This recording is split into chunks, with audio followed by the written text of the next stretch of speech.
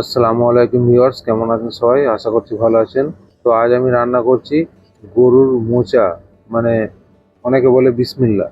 দেখুন, নিয়ে নিয়েছি সর্ষের তেল 100 গ্রাম মতো, তার মধ্যে দিয়ে দিলাম দারচিনি, কিছু লবঙ্গ, 5টা এলাচ দানা, দিয়ে দেবো কেটে রাখা প্রায় 500 গ্রাম মতো পেঁয়াজ।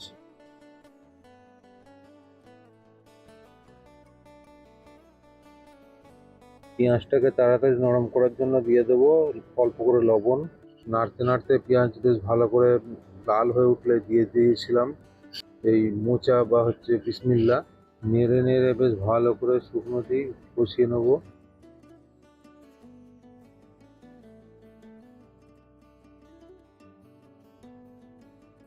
বেশ খানিকক্ষণ কষিয়েছি, মোচার কালারও চেঞ্জ হয়ে গেছে, ভাজা ভাজা হয়ে এসছে। এবার আমি দিয়ে দেবো আদা রসুন বাটা, সাথে জিরেও ছিল।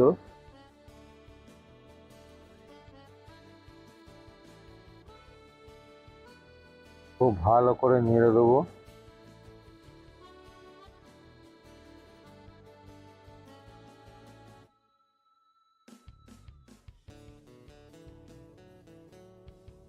এবার দিয়ে দেবো শুকনো মশলাগুলো ভিজিয়ে রেখেছিলাম, লঙ্কা, হলদি, ধনে গুঁড়ো, জল দিয়ে ভালো করে গুলে রেখেছিলাম, সেটাকে দিয়ে দেবো।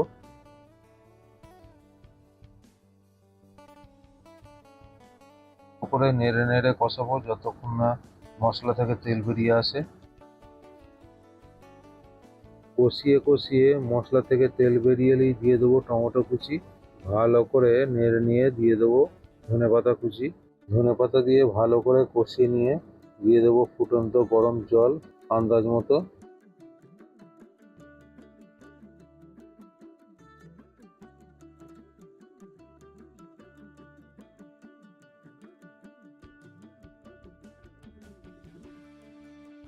লবণ টেস্ট করে দিয়ে দেবো স্বাদ মতো লবণ। ভালো করে নেড়ে ঢাকনা ঢেকে রেখে দেবো সিদ্ধ হওয়ার জন্যে।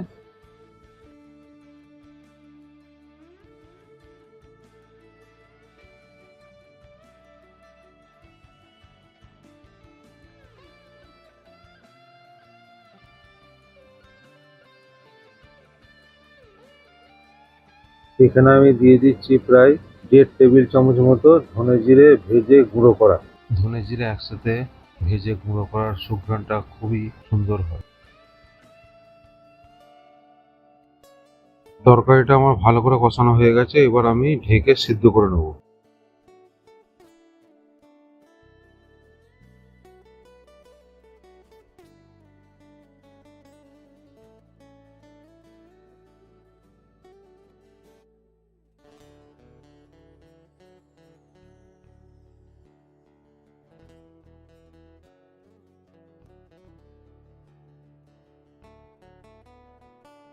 এই বিফ হার্টের কারিটা রান্না করাটা এমন কিছু আহামরি নয়,